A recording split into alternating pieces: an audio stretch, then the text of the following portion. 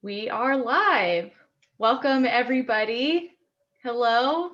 Happy World Wetlands Day. Thank you for joining us for Inseparable, Water, Wetlands, and Life, our celebration of the Laguna de Santa Rosa Wetlands Complex, honoring the Laguna de Santa Rosa. Please feel free to say hello in the chat box once you join. Some of you are probably really used to this by now, but it is really nice to hear who is out there with us in the audience that we cannot see. And we would love to hear from you all today about something you are grateful for about water or wetlands. So please share your name and if you'd like where you're tuning in from, and something you are grateful for about water or wetlands to celebrate World Wetlands Day. You can find the chat box by hovering your cursor over your Zoom screen, and the option to chat should pop up at the bottom. It's a button. And if you hit that, you can type your message and say hello. So if you are just joining us, welcome. Welcome to honoring the Laguna de Santa Rosa, our celebration for World Wetlands Day, and celebrating 10 years as a wetland of international importance designated by the Ramsar Convention. Hello, thank you for saying hi. Let us know something you're grateful for about water or wetlands to get us started. We will launch right in here in just a minute. There is a lot to share about wetlands this evening. Hi, I have seen some great things in the chat. Loved the sun and the rain today. Grateful for all the wonderful life in the wetlands. Yes. Grateful for wetlands' ability to sequester carbon. We are really grateful for that too. Grateful for Abbott's Lagoon specifically. It's a wonderful, very interesting and unique wetland habitat out in Point Reyes. I love the birds and being out in the water. Yes, thank you. Grateful for our work, thank you. Please feel free to keep sharing in the chat. We love to hear, it's really nice to know who's out there and to feel like we are with you in some way during these times. So my name is Allison Titus. I am the Community Education Manager here at the Laguna Foundation. I will give a very brief introduction to the Laguna Foundation and our partner organizations, and then give you some housekeeping notes for Zoom before I get started and introduce our wonderful panelists here with us this evening.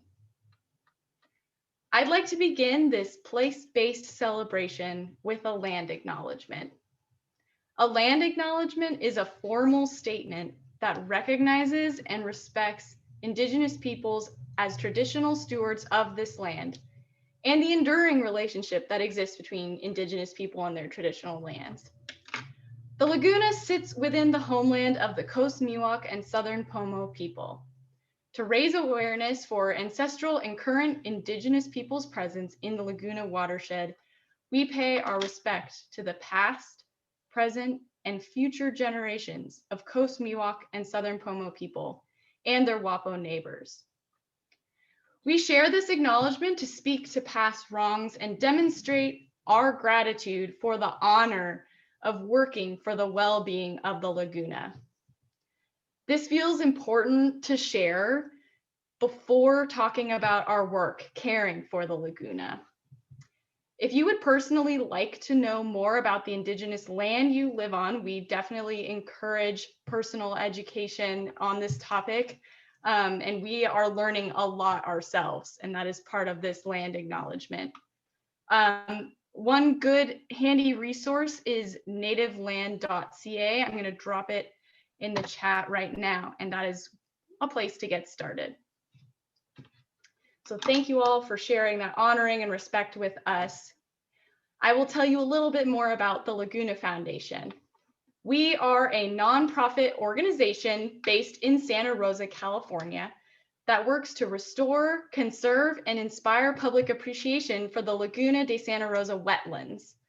We are celebrating our 10-year anniversary as a designated wetland of international importance this year, and we will learn a lot more about what that means in just a couple minutes. There are a lot of ways to describe the Laguna itself and also to describe our work in the watershed. So here are some of our accomplishments since we were designated as a wetland of international importance 10 years ago. So we are a 30-year-old organization. This is just the past 10 years since we received this really amazing designation. We have provided habitat for countless birds and animals by planting thousands of trees, shrubs, and forbs grown in our nursery from seed collected locally in the Laguna Watershed. We have introduced wetlands to 10,200 elementary school students in the last 10 years through classroom education and field trips to the Laguna. And I know we have some wonderful volunteers out there who have helped been a part of that effort. So if you are one of those folks, we are grateful for you for providing that wetland education. We have monitored and managed critically endangered vernal pools of the Santa Rosa Plain, collecting data on the rare plant annual trends and reducing invasive plant encroachment. We have engaged and inspired thousands of community members just like yourselves to explore and learn more about the natural world through place-based public programs like these. And our efforts have been rewarded by spotting badgers, barn owls, mountain lions, river otters, American mink, and so many other species on our wildlife cameras as they travel through and live in our restoration sites and in the wetland habitat and riparian corridors in the Laguna watershed. So that's some information about what we've done in the past 10 years. And as an organization, as you can see, we are dedicated specifically to conserving this dynamic watershed and the varied history it encompasses, and to educate and inspire future generations so that the Laguna is a place for all to enjoy and protect for years to come. We do this with our partners like Ag and Open Space, who share common goals such as protecting land for the future, improving watershed health, and educating the public about the incredible natural and working lands of this county. This program is made possible with your public support of these initiatives and organizations. So thank you all as well. Okay, so some of you have probably been to a lot of our webinars. You've heard me give this spiel, but I will give you some reminders for interacting with us during this Zoom webinar. So first of all, please add your questions and say hello in the chat box. You can hover your mouse over the bottom of the Zoom screen, and the option to select the chat box should pop up. Click on that chat box icon and say hi if you haven't already. And you can use the small gray drop-down menu above where it says type message here in the chat box to address your question. So you can address your question to just the panelists by selecting all panelists. And if you'd like everyone to see your comment or question, you should select all panelists and attendees. We may have some time for questions at the end. It might not be a lot of time. We have a lot of beautiful images and things to get through this evening. And so please add your questions. We may be able to follow up with them in an email after the program. I encourage you to maximize your screen and sit back and enjoy this beautiful visual journey of wetlands around the world and our very own Sonoma County Wetland of International Importance.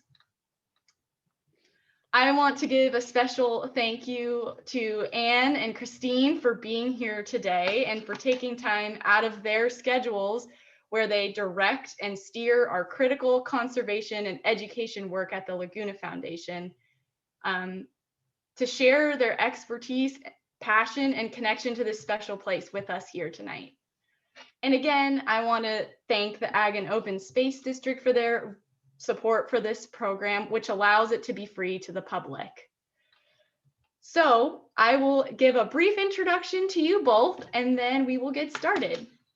So Anne Moorkill became our executive director in March 2020. Yes, that's right, just before the onset of COVID. And we are so incredibly fortunate to have her leading our team and guiding the stewardship of the Laguna. She has worked in wildlife conservation for more than 3 decades, including 24 years as a wildlife biologist and refuge manager with the Fish and Wildlife Service National Refuge System. And she's worked in Colorado, Alaska, Florida, and California. But she comes to us most recently from the San Francisco Bay National Wildlife Refuge Complex, where she was the manager of 7 national wildlife refuges in the San Francisco and Monterey Bay areas and the Farallon Islands, which makes her uniquely poised to help steward and manage the wetland complex we have here in the Laguna. Anne is joined by Christine Fontaine, who has 25 years of experience as a classroom and field educator, interpretive specialist, summer camp director, environmental education trainer, and volunteer manager. As you can see, a long history of connecting people to nature in a variety of ways.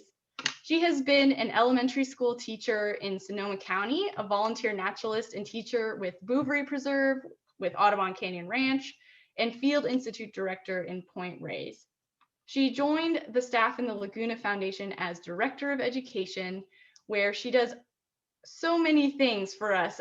She directs our elementary school program, trains volunteers, conducts education planning and strategy, staff management, and organizational leadership. And she has been connecting so many people in her time here to the Laguna watershed, increasing their appreciation for this special place. And she is bringing that to us here this evening. So thank you both. I can't think of 2 better people to really celebrate World Wetlands Day here in the Laguna de Santa Rosa tonight.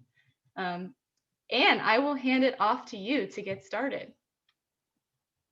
Great, thanks so much, Allison, for that very informative and passionate introduction about the Laguna Foundation. And I'm really happy to be here today with Allison and with Chris to share with you our excitement about wetlands, particularly on this day, the World Wetlands Day, every year celebrated. And what we'd like to do today is talk a little bit about wetlands, a little bit about why wetlands are inseparable from water and life. Can talk a little bit about the Convention on Wetlands of International Importance, which is the global body that chose to honor us at the Laguna de Santa Rosa with designation.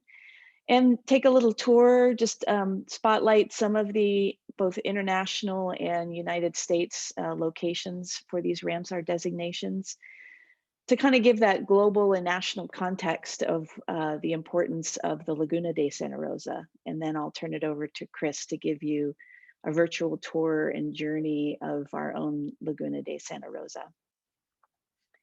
I am going to turn off my video just to minimize the bandwidth, and here we go. So the first World Wetlands Day was celebrated in 1997, and it has since become an annual event around the world to highlight the importance of wetlands. And in this context, when we're talking about wetlands on a global scale and protecting wetlands, I just want to give a definition. Wetlands are land areas that are saturated or flooded with water, either permanently or seasonally. And some examples of our freshwater wetlands include rivers, lakes, pools, floodplains, peatlands, marshes, and swamps. And of course, our saltwater wetlands are estuaries, mudflats, mangroves, lagoons, coral reefs. And we also talked a little bit about human-made wetlands, such as fish ponds and rice paddies, and as well as reservoirs and salt pans that are man-made. Wetlands range in size from less than a single acre to millions of acres. For example, the Pantanal in Brazil, Bolivia, and Paraguay, which covers an area 3 times the size of Ireland. As far as the extent of wetlands globally, natural wetlands are in long-term decline around the world, which is why we have an international convention on their protection.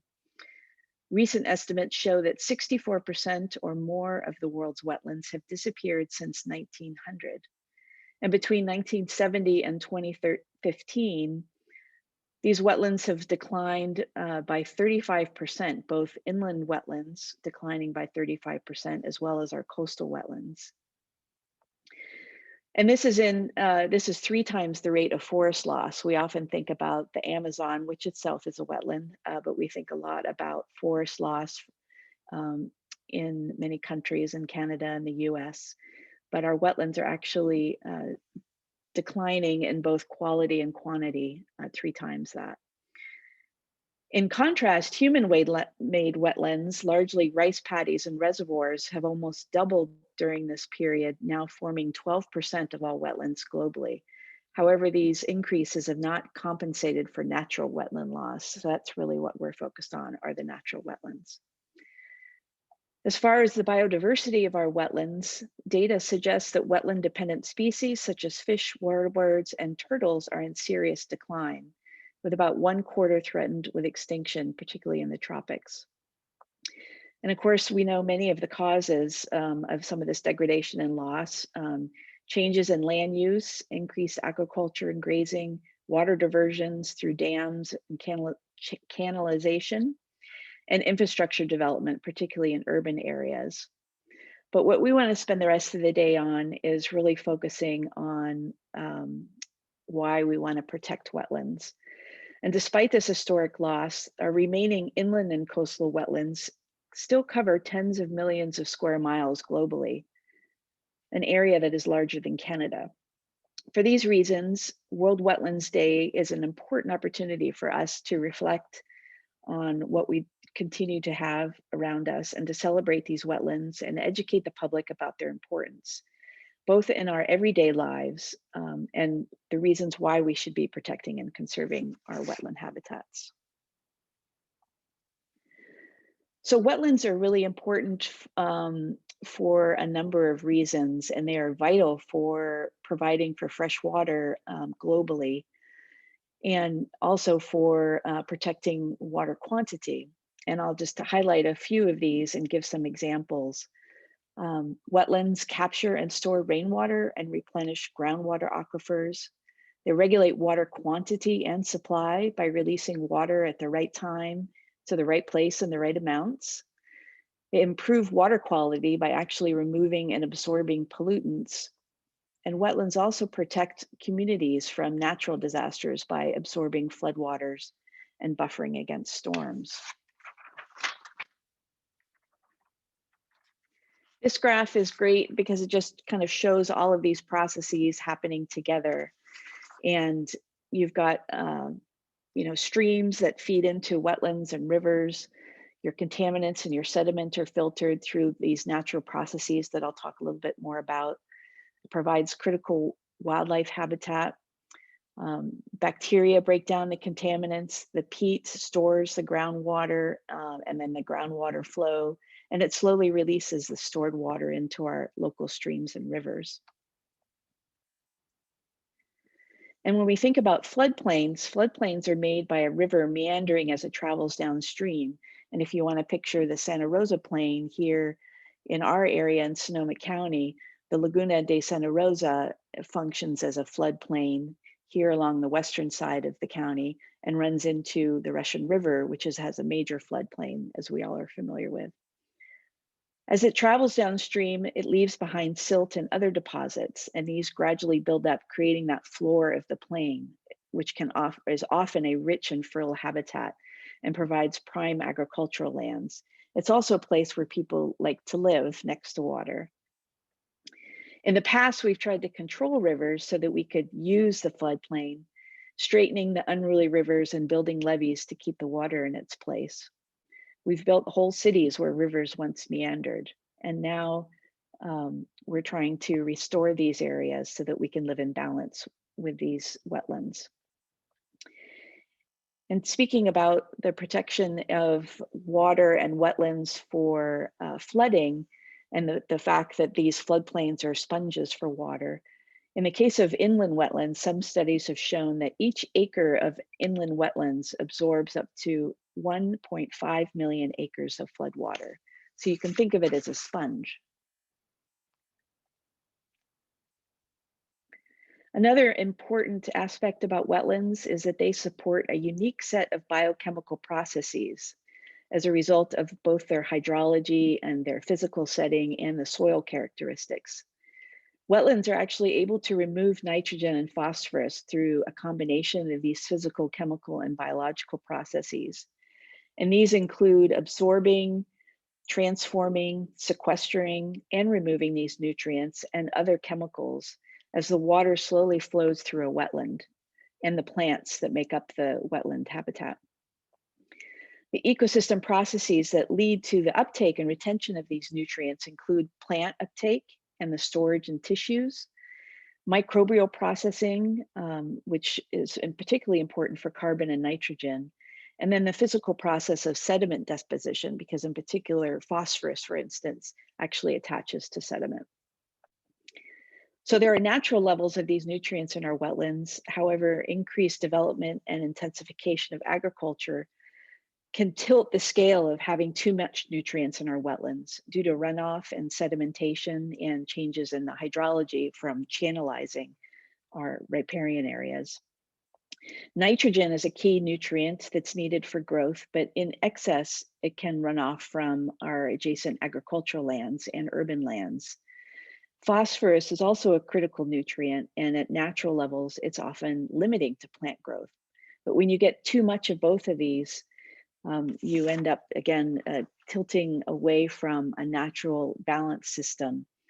And in some cases, this encourages the invasion of non-native aquatic plants that outcompete and replace native plants and cause eutrophication, which causes that dense growth of plants. Then the plants die out and absorbs the oxygen, and that can result in loss of the invertebrates and the fish life in these ponds, and also changes the temperatures in the water that is important for particularly salmonids, which like cool water. In addition to absorbing nitrogen and phosphorus, wetlands are also incredibly important for capturing and storing carbon. So they have a role in climate change. Peatlands in particular, and as well as mangroves, salt marshes, seagrass beds are among the most effective ecosystems for capturing and storing carbon. And they actually exceed the ability of forests to sequester carbon. Wetlands absorb 8.1 million tons of carbon dioxide each year from the atmosphere. And today, wetland restoration is increasingly being used and recognized as a tool for combating climate change, both through its role in carbon sequestration, as well as its function as natural infrastructure for adapting to and increasing sea levels and storm surges. Also, wetlands are inseparable from life. They're one of the most biologically productive ecosystems and serve many aspects of the food chain. Wetland ecosystems far exceed those of terrestrial ecosystems. 40% of our world's species live in wetlands, and 200 new fish species are discovered in freshwater wetlands annually. Endangered and threatened fish like salmon, trout, and steelhead rely on wetlands as a safe place for juveniles to feed and to grow.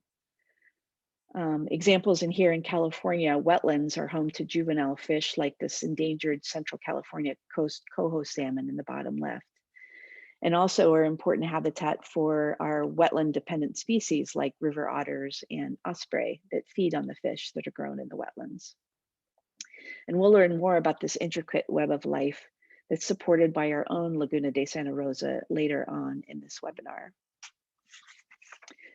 Another important aspect of how wetlands are really important in our everyday lives is that they support our local economy and provide for cultural and spiritual heritage, as well as recreation and tourism.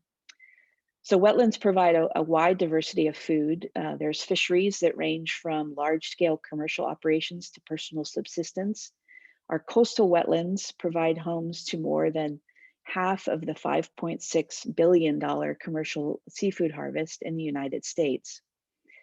And wetland habitat also benefits our recreational fisheries, which contribute to hundreds of thousands of jobs in the tourism economy. As far as our cultural heritage, natural features of wetlands and other ecosystems often embody cultural and spiritual importance. And this could include traditional knowledge about the characteristics and the social meaning and the stewardship of these wetlands, and are important resource areas for harvesting of plants and animals for a variety of uses, such as these gentlemen harvesting tule for building tule boats in Lake County. And of course, our natural wetlands offer recreational possibilities and tourism benefits and provide both grown and harvested wet crops and include opportunities for harvesting food, such as through waterfowl hunting. And of course, bird watching is an important use and enjoyment of wetlands. So just to sum up the importance of wetlands, I like this graph from the EPA. It's all waters eventually connect, and it really demonstrates how clean water upstream means for cleaner water downstream. And this is specific to the Clean Water Rule that under the Clean Water Act that helps protect streams and wetlands that feed into our rivers and our bays and our coastal waters. And just to point out some of the facts here, that streams and wetlands, as I mentioned, filter pollution, they reduce flooding, they give fish and wildlife a place to live. Activities such as farms depend on clean water for irrigation and for their crops and their livestock. 1 in 3 Americans get drinking water from seasonal and rain-dependent streams. And of course, several sectors of our economy, such as tourism, fishing, recreation, energy production, and manufacturing, all depend on clean water, adding billions of dollars to our economy each year. And eventually, that water ends up in our oceans. So let's turn now to the Convention on Wetlands of International Importance. This is the oldest of the modern global intergovernmental environmental agreements, and it's also the only global treaty that focuses on a single ecosystem, which to me then points out again how important wetland habitats are. As early as 1962, there was international recognition by countries and non-governmental organizations across the world of the alarming rate of loss and degradation of wetlands, particularly in their important role as habitat for migratory birds worldwide and for fish populations. The first international conference on wetlands was in the 1960s. It was called the MAR conference, so the acronym MAR. And I really like this because MAR is the first 3 letters of the word for wetlands in several languages. So in the United States, or in English, it's marshes. In French, it's marais. In Spanish, it's marismas. But it took over 8 years of conferences, technical meetings, and behind-the-scene discussions to develop a convention text that had the hope of being accepted by such a wide body of countries in politics. It was adopted in the Iranian coastal city of Ramsar, hence we also refer to it as the Ramsar Convention of Wetlands, or the Ramsar designations. And it was adopted in 1971. And today, the Ramsar Bureau professional staff work under the umbrella of the IUCN, the International Union for the Conservation of Nature and Natural Resources. A foundation of the Ramsar is that it is focused on maintaining the ecological services that are provided by wetlands. And this graph shows the different types of ecosystem services. And these are many and varied benefits to humans that are provided by the natural environment and from healthy ecosystems. So those include the cultural services, sacred sites, recreation, tourism, cultural monuments. Another ecosystem service is provisioning services. That's providing food, raw materials, the water supply, and energy uses. And then the regulating surface, which is our things like carbon sequestration and the filtration and purification of water that wetlands serve, and regulating flow rate and mitigating for flooding and coastal protection. And the Ramsar Convention is also kind of wrapped around a wise use framework. And wise use is defined as the maintenance of the wetland's ecological services and its character, achieved through the implementation of ecosystem approaches within the context of sustainable development. So wise uses focus on managing those wetlands and the human needs across their landscapes in collaboration with local communities and underpinned by good governance. And while some wetland development is inevitable, it is not suitable for every wetland.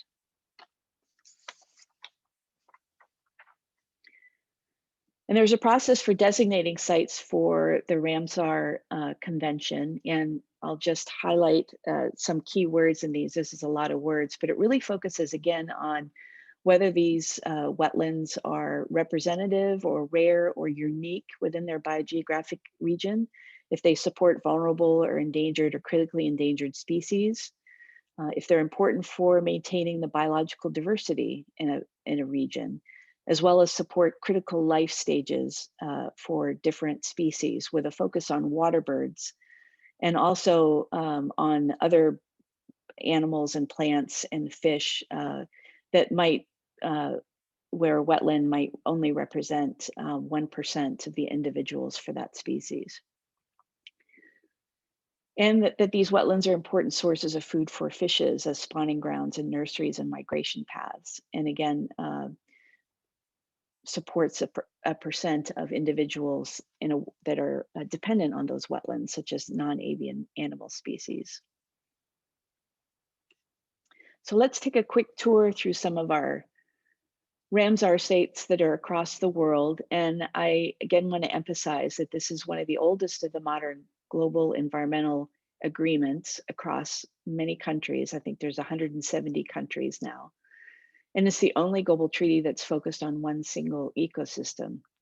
And it's interesting to see the distribution of many of these wetlands across the world, with a particular focus in Europe and Central and South America. But I'd like to highlight 3 here in Australia, India, and in South America and Brazil, and then we'll move on to the United States. So the world's first site was the Coburg Peninsula in Australia. This was designated in 1974. It's on the large peninsula on the northern coast of Australia, and it covers some 540,000 acres of extensive tidal flats, fringing coral, rocky reefs, mangroves, riverine wetlands, freshwater pools, as well as melaleuca swamps. Melaleuca is very similar to eucalyptus, and the eucalyptus forest. In this case, they're native. It provides habitat for over 20 threatened and endangered species and nesting sites for threatened marine turtles, such as the green turtle shown here, and also supports diverse populations of sandpipers and plovers and the great knot, and many native mammals, such as the northern brown bandicoot that I show here. This is interesting also in that the unique values and the ecological character of the site have been maintained through joint management with the traditional owners, the Ararkabi and the Northern Territories Wildlife Commission. The traditional owners have lived on the peninsula for over 40,000 years. And in many Dreamtime stories across the top end of Australia, it's said that the creation ancestors first entered Australia via the Malay Bay near the Coburg Peninsula before traveling across the entire rest of the continent and creating people and places. And today, the Indigenous community plays a primary role in the stewardship of the site, including cultural practices that have been handed down over generations, including using traditional native food sources and using seasonal fire management to maintain the ecological character of the site. In India, the Great Sundarbans of India are the largest mangroves region in the world, located in West Bengal. It encompasses more than 1 million acres with hundreds of islands and a maze of rivers, rivulets, and creeks, and includes the deltas of the rivers Ganges and Brahmaputra on the Bay of Bengal. The mangrove forests protect the hinterland from storms, cyclones, tidal surges, and also serve as nurseries to shellfish and finfish. What's really interesting about this mangrove forest is that it supports a significant population of the Bengal tiger. And there's this population of Bengal tigers have actually adapted a unique ability of aquatic hunting skills. There's also a fishing cat that is a small kind of bobcat-sized cat that lives here that also is adapted to hunting or fishing. The site's also home to a large number of rare and globally threatened species, such as the critically endangered northern river terrapin, shown in the middle here, and the endangered Irrawaddy dolphin, as well as 8 of India's 12 species of kingfisher. Moving on to South America, Brazil actually has 25 wetlands in the list of wetlands of international importance that covers nearly 60 million acres. And that's equivalent to the size of Michigan, making it the one contracting party or country with the largest area that's protected under the Ramsar Convention on Wetlands. There are 3 sites in particular that account for 40 million of this. The Rio Negro is the largest tributary in the Amazon basin. It encompasses a rich diversity of habitats and provides support for endangered species such as the giant river otter, the Brazilian barefaced tamarin, the white-bellied spider monkey, and many globally threatened birds. The mangroves hold 70% of the mangroves of Brazil in one of the biggest continuous mangrove formations, the Amazon estuary and mangroves. There are around 40 species found in the site that are both nationally and globally threatened, and another 21 that are listed on Brazil's red list, or their species of special concern.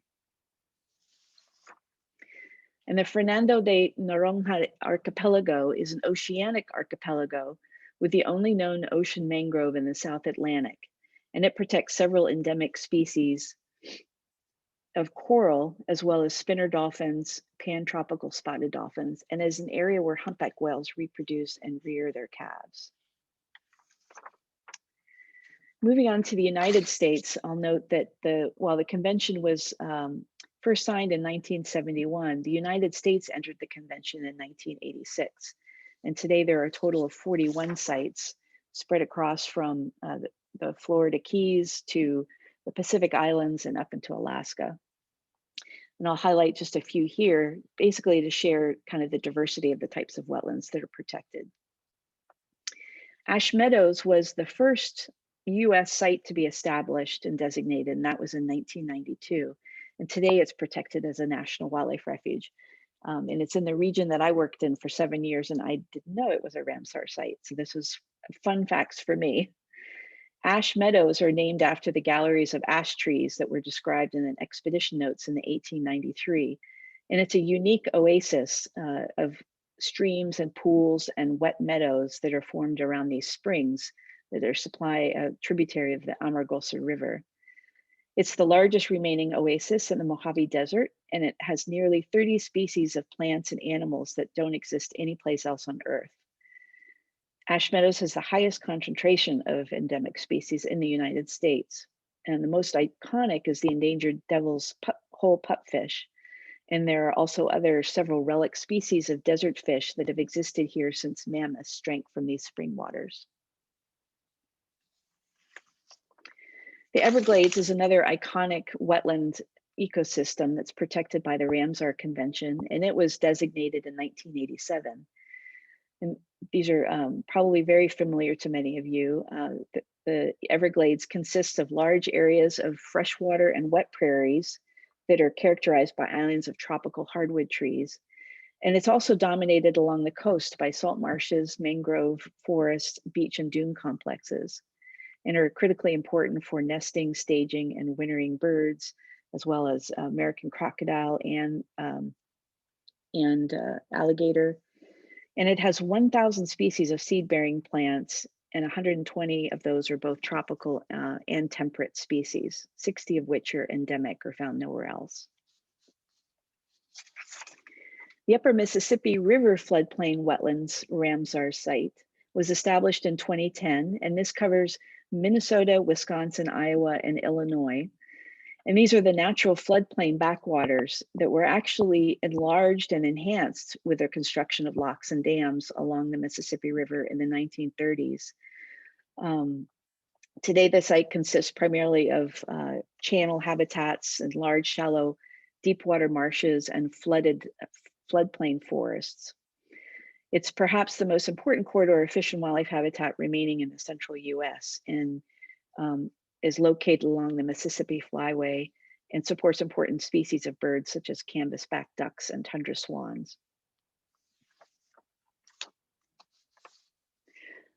Our last place in the US before I moved to California is the Cheyenne Bottoms, and this was designated in 1988 in Kansas. It's a natural elliptical basin in the Great Plains. As you can see, the plains around it have been heavily developed into agricultural uses.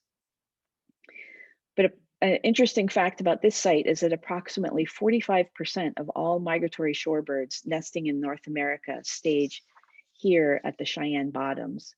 It's also classified as critical habitat for the endangered whooping crane, and it supports other endangered and threatened birds during their nesting, staging, and wintering grounds.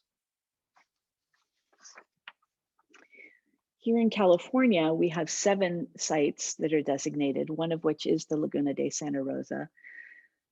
But also what I learned in preparing this presentation is that we have 4 sites here in the San Francisco Bay Area. The first site that was established in California in 1998 is Ballinas Lagoon. We know that very well. That's a tidal embayment of open water, mudflat, and marsh. It's also located along the Pacific Flyway, which makes it an ideal stopping ground for migratory birds. And the temperate climate also provides wintering habitat for a variety of ducks, geese, and shorebirds. The next Ramsar site to be designated in California was Tamales Bay in 2002. And this has really important eelgrass habitats. It's recognized as a marine coastal wetland that's geomorphically dynamic, being that it lies along the San Andreas Fault. And as I mentioned, protects eelgrass beds, sand dunes, and emergent tidal marshes.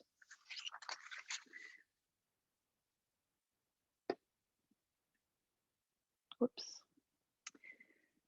Another location in California that was designated and protected by the Ramsar Convention is the Grassland Ecological Area. And this is in the Central Valley, primarily within the San Joaquin River Basin.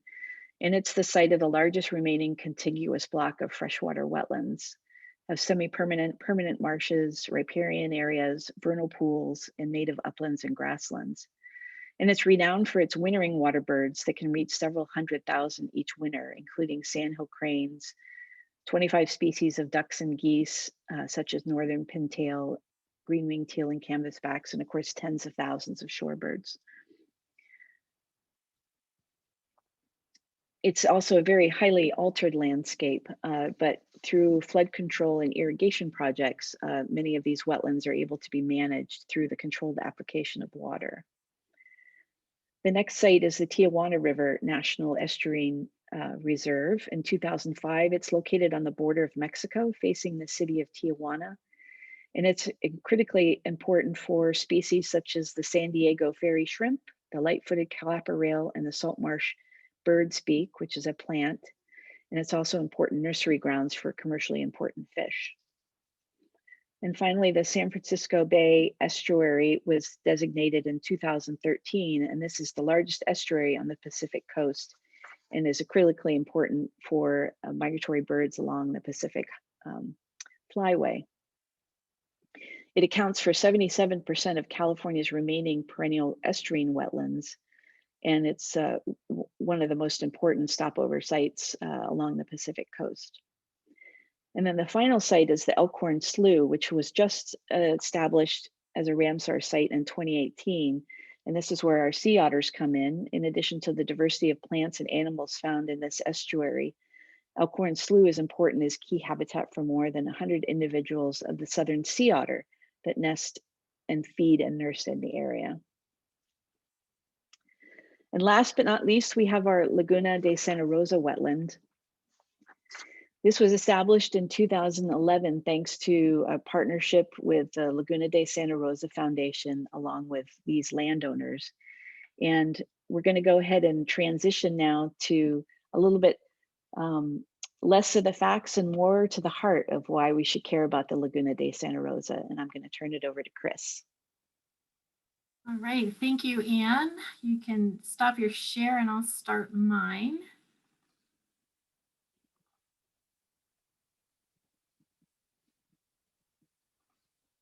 All right, here we go. Thank you for that broader perspective on wetlands and the Ramsar designations all over the world.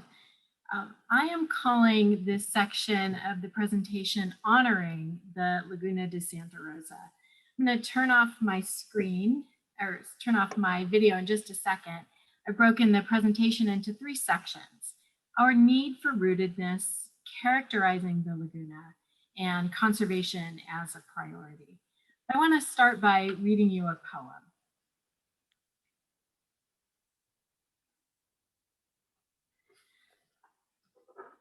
It's called Centering, and it's written by Lilith Rogers.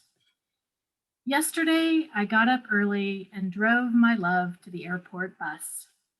In the soft morning light, ground fog was rising dramatically through the grand oak trees in the Laguna, pulling me away from my plan to return to my warm bed and out into the chilly air. Strolling around the pond full of duckweed, squawking mallards and coots, past the dried anise stalks all woven together with strands of sparkling spider webs, I found myself out in the center of the dew-covered meadow. And I stopped. Looking to the east, there was the rising sun. Looking to the west, there was the setting full moon. I was in the exact center of a place of great power, absorbing the strength of the sun, the dreams of the moon. Opening my arms, my heart to both, I whispered my prayer of gratitude. Thank you to our beautiful world. Now, can you imagine yourself on the Laguna Trail early in the morning, feeling like you're in the center of it all, with the open space and the lovely view shed of the Mayacamas, intercoastal ranges, and the distinctive peaks of Taylor Mountain, Sonoma Mountain, Bennett Peak, Geyser Peak, and Mount St. Helena, all within your view shed? Experiences such as this one that Lilith shared helps us all develop connection to the natural world and our shared home environment. Erich Fromm, a 20th century psychologist and social theorist, postulated that humans have 8 basic needs. Of them are rootedness and frame of orientation. He defined rootedness as the need to establish roots and to feel at home in the world. And he described frame of orientation as understanding the world and our place in it. So learning about and experiencing one's bioregion helps create both rootedness and frame of orientation. And I'll add that it helps us form our identities as well. And a quote from the Pulitzer Prize-winning poet Gary Snyder: "Bioregional awareness teaches us in specific ways. It's not enough to just love nature or to want to be in harmony with Gaia. Our relation to the natural world takes place in a place, and it must be grounded in information and experience." The dynamic seasonal cycles of the Laguna, its tributary creeks that pass right through our neighborhoods, the landscapes, the plant communities, and the wildlife all work together to make Sonoma County a special place to live. By its very nature, the Laguna demands open space. Now, open space is an area of land or water that is primarily undeveloped and preserves natural resources, agriculture, outdoor recreation, green belts, and community separators. Open space is important to our health and well-being. It gives us visual respite from urbanized areas and keeps nature right outside our door. According to a study cited in Healthy Lands and Healthy Economies, publication of Sonoma County Ag and Open Space, the health benefits of community open space and parks in Sonoma County have been calculated at over $57 million per year for the community. And compare that to the total cost of physical inactivity being over $274 million per year. So if you can kind of summarize that it's less expensive to have open space and the community benefits greatly. Of course, the rich soils adjacent to the laguna and its floodplain provide land for agriculture. We're fortunate to have an abundance of diverse, locally grown food here in the county. Within the Laguna watershed, its tributaries across the Santa Rosa Plain, along with the laguna and its floodplain, are all important areas of groundwater recharge. Open space is necessary as it allows for infiltration into the water table that we rely upon for our drinking and irrigation water. Also, where there is water, there are birds and lots of other animals, adding to our recreation opportunities and quality of life.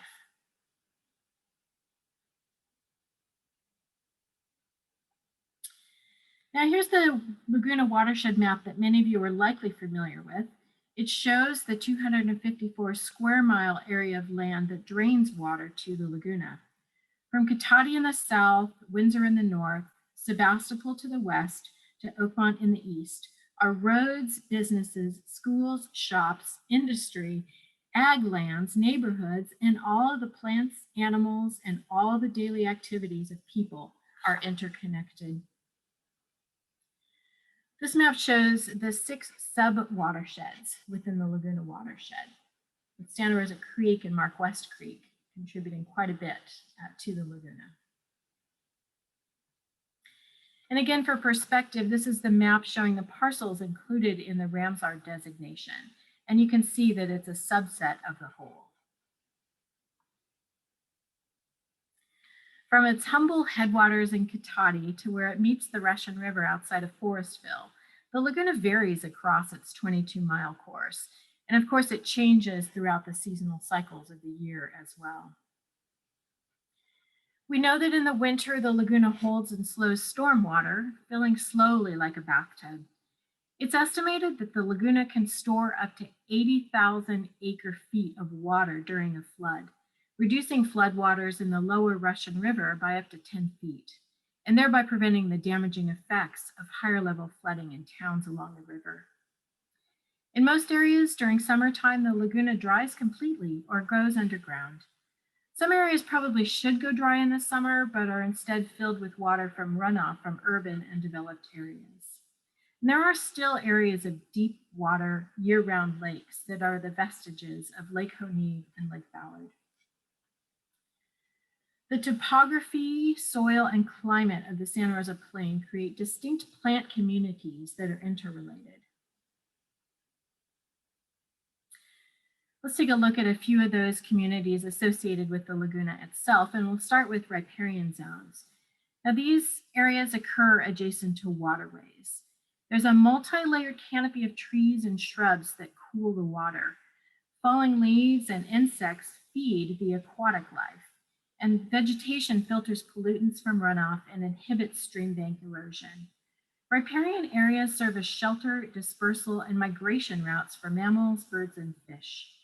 These are the important corridors that enable wildlife to travel around to the different resources, including food, water, refugia, and mates within their territories. Increasing the width of riparian zones is one of our areas of concentration for restoration projects. The riparian zone is characterized by trees like cottonwood, Oregon ash, willow, and even valley oak, plus shrubs like native blackberry, poison oak, and California rose. The lake-like open water areas of the laguna allow for sunlight to penetrate the water column, stimulating growth of microscopic producers and floating plants. These organisms literally make food, converting carbon dioxide to sugar through photosynthesis, which creates the foundation of both aquatic and terrestrial food webs. Impairments, ecosystem stressors like excess nitrogen in the water can disrupt these functions, like Anne was telling us, leading to increases in plant growth like algae or Ludwigia that can block the light and use up dissolved oxygen as they die and decompose. Freshwater marshes occupy the area between open water and land, where plants like tules and cattails live with their roots in the water and their leaves in the sun. These plants grow quickly and densely, providing excellent shelter and food for wildlife. As climate changes, Sonoma County is predicted to have increased flooding during rainy years, and marshes like these will play an important role in floodwater management. Additionally, increasing the laguna's ability to hold and slow stormwater by first studying sediment sources, then hopefully reducing sediment loading into the laguna, and even increasing the freshwater marsh area of the laguna will benefit water quality, wildlife, and help mitigate climate impacts. Oak grasslands dominate much of the Santa Rosa Plain. Now, historically, the grasses were native perennial bunch grasses with deep roots that stabilize soil and increase water filtration. Today, we find mostly introduced annual grasses with shallow roots.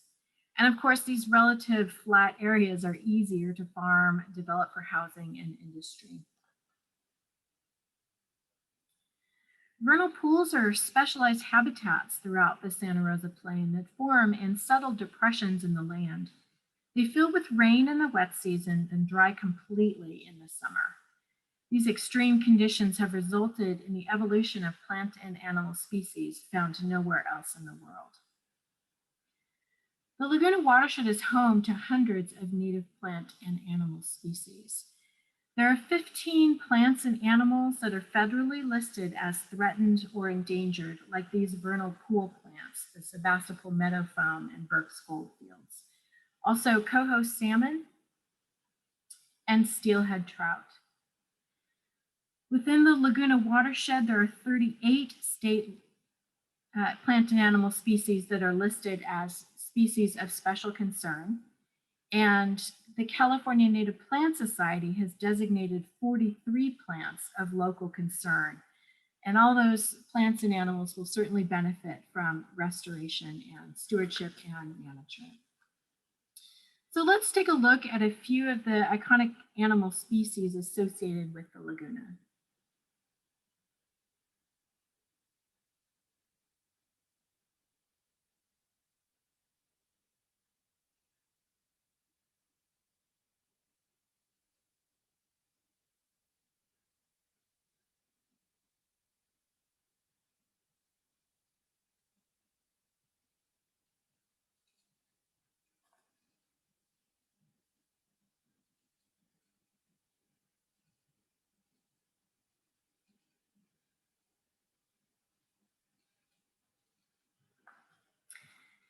The foundation of ecological communities is plants. My love of native plants has grown since coming to the Laguna.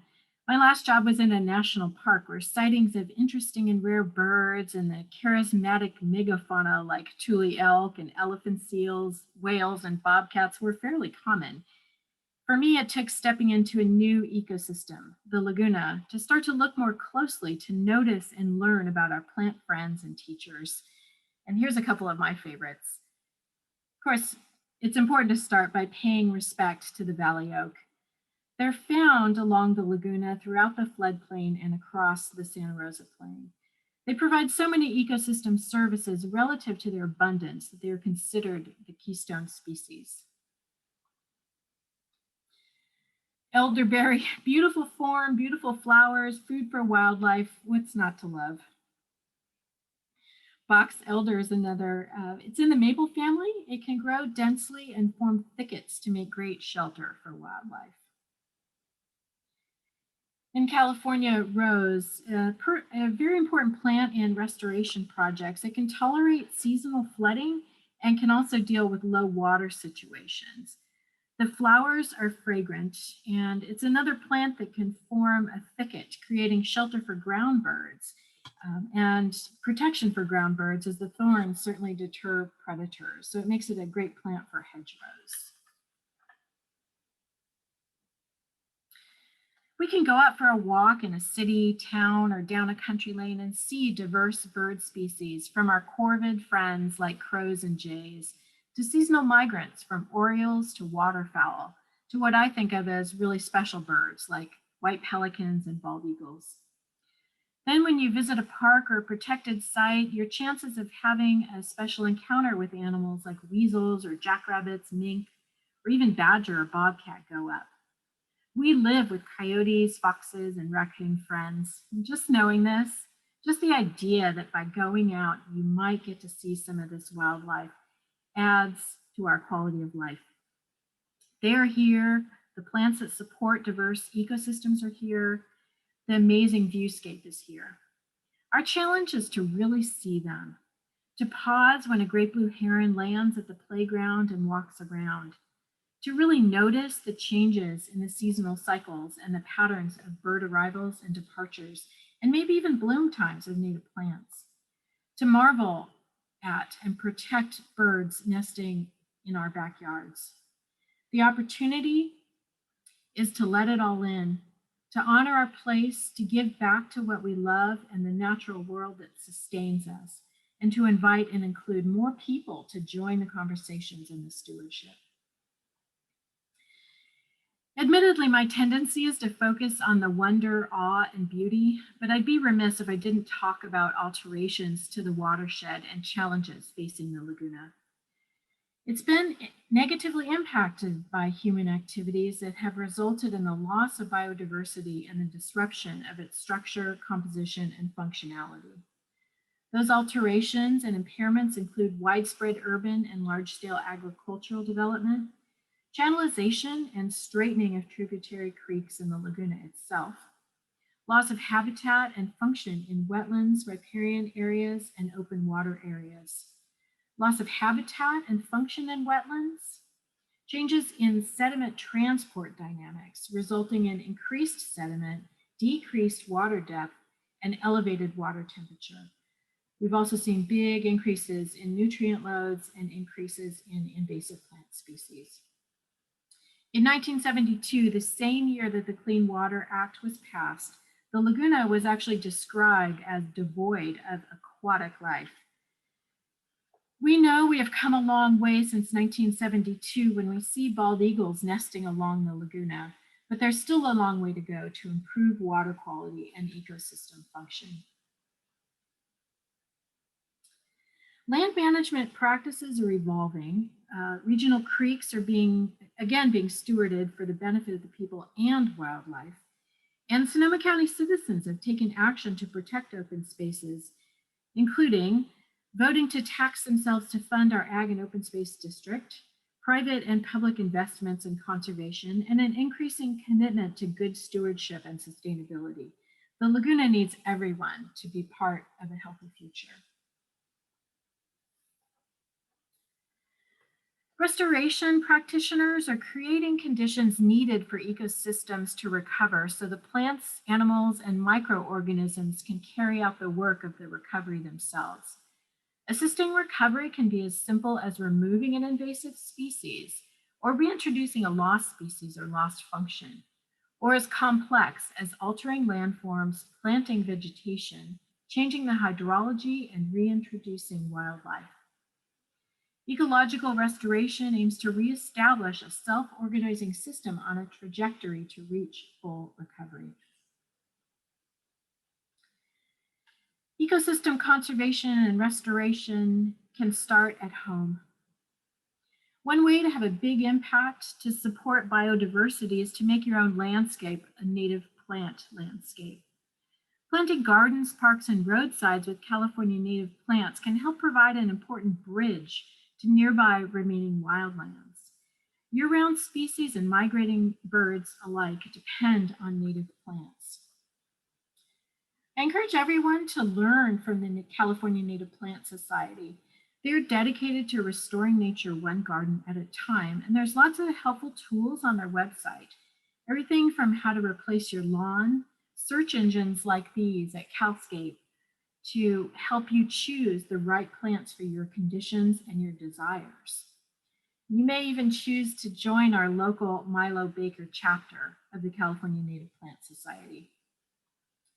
City of Santa Rosa Creek Stewardship Program has resources for reducing pollutant input into creeks and tips for starting neighborhood cleanups, and hopefully soon they'll be able to resume their in-person cleanup programs as well. I want to just mention storm drains too, and to make sure that everyone's aware that water going through storm drains on our streets go right to the creeks, not to a treatment plant for cleanup. They capture everything from everyone. It's a cumulative effect on our creeks, the laguna, the river, and the oceans. So only water in and keep the water free of chemicals.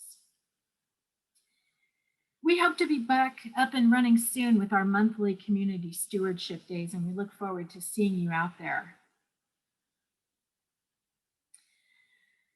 I want you to know that in addition to the Laguna Foundation's ever-growing restoration and conservation work along the Laguna, its tributary creeks, and the vernal pools across the Santa Rosa Plain, there are many partners throughout the region working for the Laguna.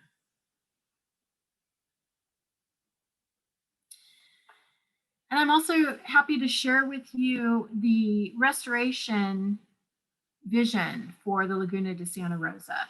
The California Department of Fish and Wildlife and Sonoma Water funded this recently released publication to develop a management approach focusing on the need to identify restoration and management actions that enhance desired ecological functions of the Laguna, while also supporting the area's agriculture and our local residents.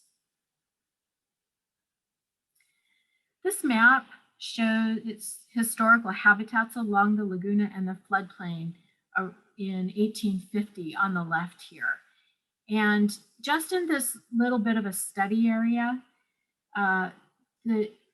compared to now, this map on the right of 2015, we've seen a 26% loss of perennial freshwater lakes, 54% loss of forested wetland and riparian forest habitat, 63% loss of freshwater marsh, and 73% loss of wet meadow.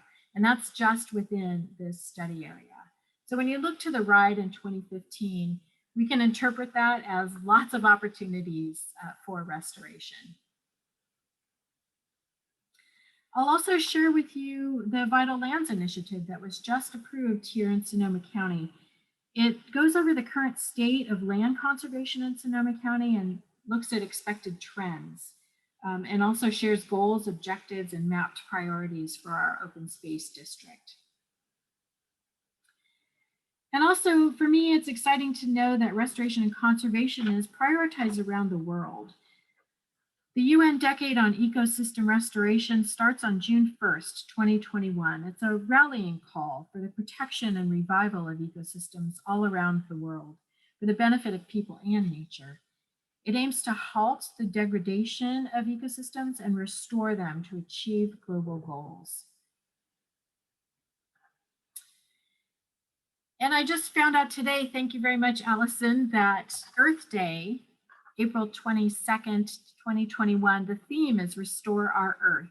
So there's a lot of energy around the world for ecosystem restoration. I invite you to continue to develop your relationship and connection to the Laguna. The physical landscape is something we all have in common, and our places hold stories. Sharing stories helps us find common ground and helps shape our community character. Laguna needs all people to be part of the stewardship of our shared home environment. Make art, write poetry, make INAT observations, notice nature everywhere you go. Pause, appreciate, see, experience it. Your life will be richer for the efforts and attention you pay. Another quote from Gary Snyder: find your place on the planet, dig in, and take responsibility from there. And I'll close with this quote from one of my teachers, even though the closest I've come to her is having a book signed after a reading. I pray to the birds because they remind me of what I love rather than what I fear. Terry Tempest Williams. All right, Allison, I hand it back to you to wrap us up. Yay! I will represent the applause here in this virtual realm. Thank you both. Thank you everyone for being here this evening. We are running a little bit over time.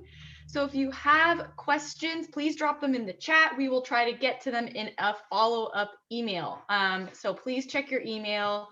You should see an email from Eventbrite, same way you got the link for this event tonight. And feel free to reach out to me with any questions if you don't get it answered in the follow-up. My email is allison@lagunafoundation.org. Please do not hesitate to reach out. And thank you for joining us on this journey to wetlands around the world, ending with honoring our wetland of international importance in our backyard.